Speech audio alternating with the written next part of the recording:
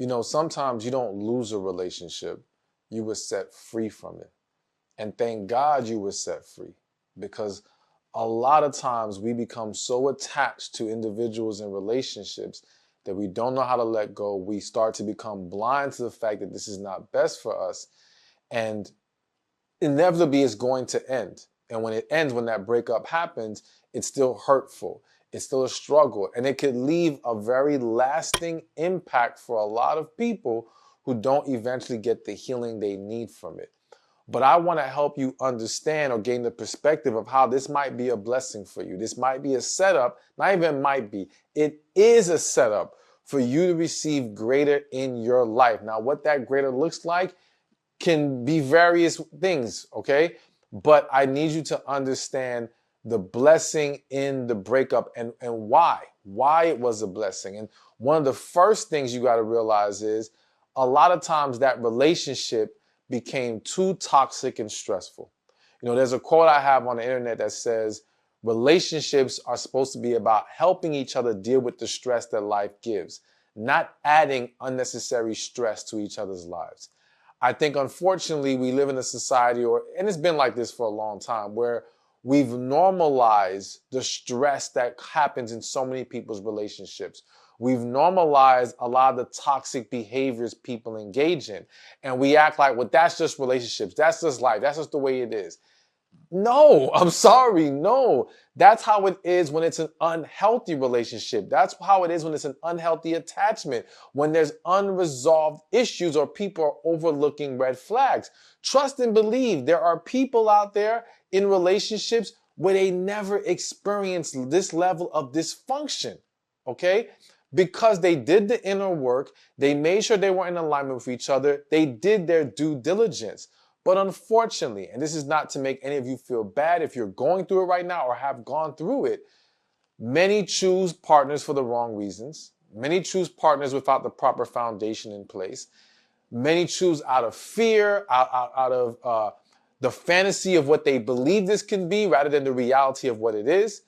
And that ends up creating this situation where even when the toxic energy and the stress comes about, you keep trying to fight through that because you are so, I was going to use the word married to the idea of being with this person.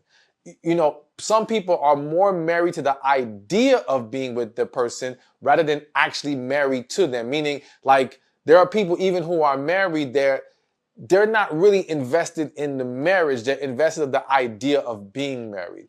And that idea, that desire of wanting that label, wanting that perception, right, is what's keeping them there rather than the love they have for this actual person. But the point here I want to make is that things get really toxic, get really stressful. And I can't tell you how many times, and this happens to men and women, even though I'm speaking to the women right now.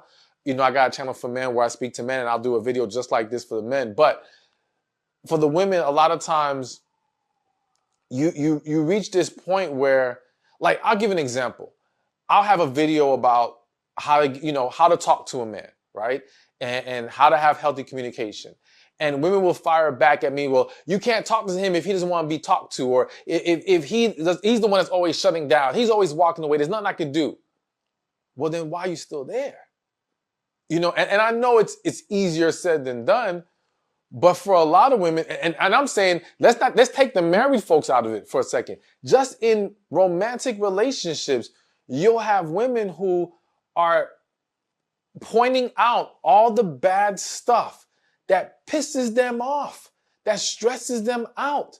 And rather than saying, okay, this is a clear sign that this is someone I should not be with, they continue there, I guess, hoping that it'll finally turn around or trying to tolerate it. And that is a problem. And so that's why when it eventually leads to a breakup, again, thank God, because that stress was not just affecting you mentally, it was affecting you emotionally, it was affecting you spiritually, it was affecting you physically, all right?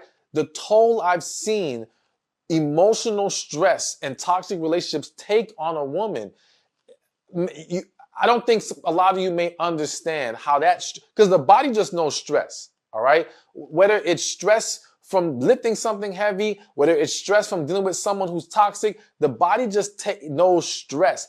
That stress triggers disease, all right?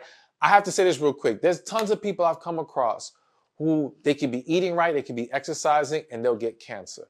Now, we know in this world there's tons of chemicals and all kinds of factors that can lead to cancer. However, what I have seen as a common denominator in these specific types of cases are toxic, dysfunctional relationships. Whether that be family, whether that be romantic, there's something that they deal with on a regular that's extremely dysfunctional, and that emotional stress is destroying them from the inside out. So know that that's not something that you should be ongoingly accepting and just rolling with, and that if it leads to a breakup, good, because you needed to break free from that situation. Hey, thank you for watching this video. Be sure to check this one out right here, and I'll see you there. Relationships are the key to a successful life. But there's 5 areas that we have to be mindful of when it comes to relationships. There's relationship with God, relationship with ourselves, relationship with family and friends,